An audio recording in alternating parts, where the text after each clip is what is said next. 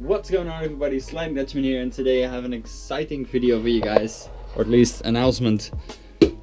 Here we go. We got a different engine for the BMW. Now, what is in the BMW at the moment is an M52 B20, which means it's a aluminium block. That's the M52 here in Europe. And the B20 is just basically a 2-liter. And I wanted more power. I wanted some choo-choo noises as a main goal.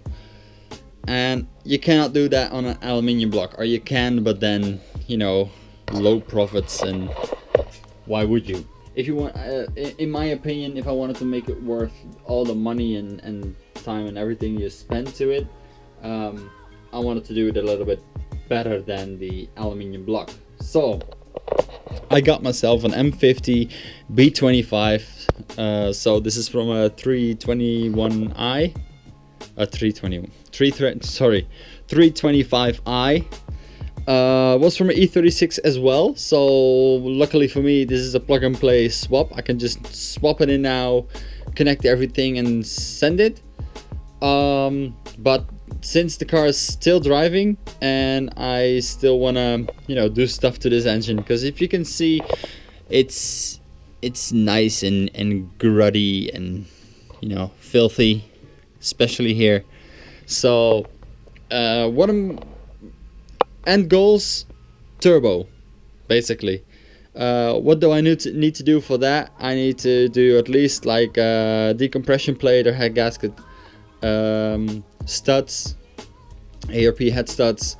I could do pistons and rods as well, but I'm not willing to go that far overboard. Also, I've seen the prices, and prices are going up as well because of what is all going on in the world. So let's put our focus on basically decompression plate and ARP head studs and send it from there. If I want any upgrades, I can still do the piston and rod thing. But for now, all I can do, because I've bought the engine, they're not as cheap as you would like them to be. So I need to save up a little bit, get some more finance going, like as a leftover that I can spend on this. Get the parts, and as soon as I have the parts, I'm gonna start sort of building. But it doesn't make sense for me now to.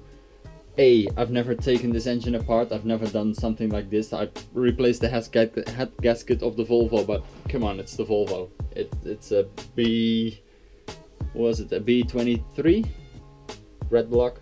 Those things are so easy to work on, and these might be similar in a way, but also there's a lot more to it. So I only want to take it apart if I have the parts to go back in, so I can keep it a continuous process of taking it apart, cleaning it all up, putting the new stuff in, bolt it back together, have it done. But before that, I wanted to like I just showed you this little edge here and how nasty it is, but that's the same all around the block. There's a lot of oil residue. The top, like, it's just nasty, dusty, everything. And the lower you go, the more grease there is. I mean, this alternator doesn't supposed to be black. So also I want to replace a lot of seals since this is all coming off. And the rear is already off because there's no transmission to it. I'm going to replace the front and rear main seal. Other valve covers, gaskets, water pump, all the stuff in between, basically, to make this engine as fresh as possible. And it's not as easy as you might have think, because there's so many parts to it. And maybe when I've done it, it's like, oh, it's easy. But for now, it looks a little bit daunting to me. But I got the whole like engine with the wiring loom and everything. I can just plug that into the chassis and it works. I've got the ECU. I've got a ZF gearbox with it, because my gearbox is not gonna survive this, so I have the ZF one. Flywheel, everything, and it came with an engine stand, because the guy who I got it from has a company called Wicked Cars here in Holland, and he basically strips BMWs for parts and reselling those parts and stuff. That was running and driving when it came out of the car, but still, I wanna make it, give it the best chance it has on surviving, and then we'll see how far we get. But I've been rambling on way too long about the on this engine. The only thing I want to do now is just get my hands dirty and make it clean. So when I, for instance, that's what I wanted to say. For instance, when I take the valve cover off, all the nasty, shitty, gruddy stuff that is in here is not falling into the engine, doing potentially damage of like sand or nasty stuff that falls in. So I want to have it clean. So as soon as I really start to work on it, I will also have like semi-clean parts to work with and not have everything oily and nasty and filthy. So I'm just gonna start cleaning, I guess, and take you guys along for the process. And just take a look how nasty this thing now is.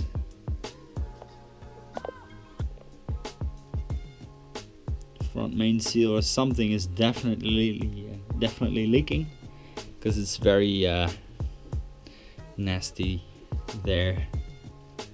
And we have all of this gruddiness. So we have a lot to do. Started working on the front. Very hard to get this grubby shit off, especially if you don't have any proper degreaser that I still need to get. It's not the best way to get around this engine in this tight area, but might make some extra space. And like there, the oil pan is a lot cleaner. It was all black. This side of the block is a little bit blocked by the manifolds, so I'm gonna wait till I'm more further into this progress, and I'm gonna take the manifold off, maybe wire wheel the block and give it a coat of heat protective paint. So we did a little bit of cleaning, like the intake manifold is all nice and clean. Look, I can touch it and my hand is still clean. What is it? The oil filter cap or bucket is a little bit cleaner. I mean, yeah, I can work on that. The front here is a little bit cleaner, but as the lower you go, the more like real gunk. I don't want to press too hard and get like a black finger that I can't get rid of. But as you can see, the lower you go, the nastier it gets. Like this. And my plan is, because I was cleaning and cleaning and cleaning, but the lower you go, the more grease and oil and stuff is there, and it's so nasty that you can see on the ground, like where I take it off, and everything is gonna be nasty in here, which is something I was like, this is more than I would like. So my plan is to get like a pressure washer and just pressure wash the shit out of it and just get the first layer of grime and shit off, so I can then use degreaser and clean it up, because there's no point in getting a thick layer of what, half an inch of oil and grease and everything off with a towel that you can throw away, and then you do it again and again and again and again till you're out of towels or stuff to clean up with. So I just want to pressure wash this thing, get the first layer of grime off of there, and then we're gonna pick the rest back up. So as you can see, I took the cover off with the coils, everything here. Exhaust, I'm gonna leave that on for now because you don't have to take it off, especially if I want to wash it, that water doesn't get into the engine. So I'm just gonna leave. It's very bright looking into the sun and the whiteness. I want to leave this video right here. It was more of a little announcement video of my future plans of the drift car. It has been a while. A lot of stuff has not been done in a while. The car has been not in a video for a while. We're working on the Volvo and the Mira and stuff like that, which is also like, if you look outside now, there's like the leaves are falling off of the trees. It's really autumn here. But the last video I was still working in my t-shirt and nice and sunny, and that was because when I had a free day like my vacation, I had a lot of parts like stacked up, and I did a lot of mods in like a week time. But I only do a upload once a week. So if you make 5 videos in 1 week, you can stretch it out over 5 weeks. Yes, I can release it every single day, but then in a week's time I would have been done with all the videos, and this way I have a consistent weekly upload schedule. So there's some consistency instead of 3-4 videos in a row and then nothing for a month. So that's why I'm doing it that way. But I think for the most part, with the most videos that I have, we're all like done and up to timeline, so to say.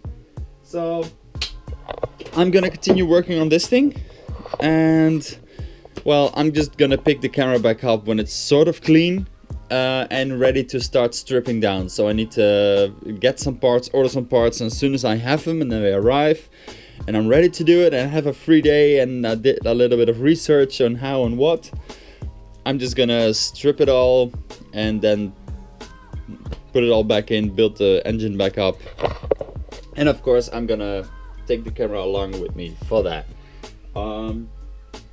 But yeah, like I said, this was just a little announcement video of my future plans. I hope you guys are as excited as that I am. And let me know, what power do you think I will be able to make? What are the horsepower levels that I know if there's any people that have experience with these engines, but like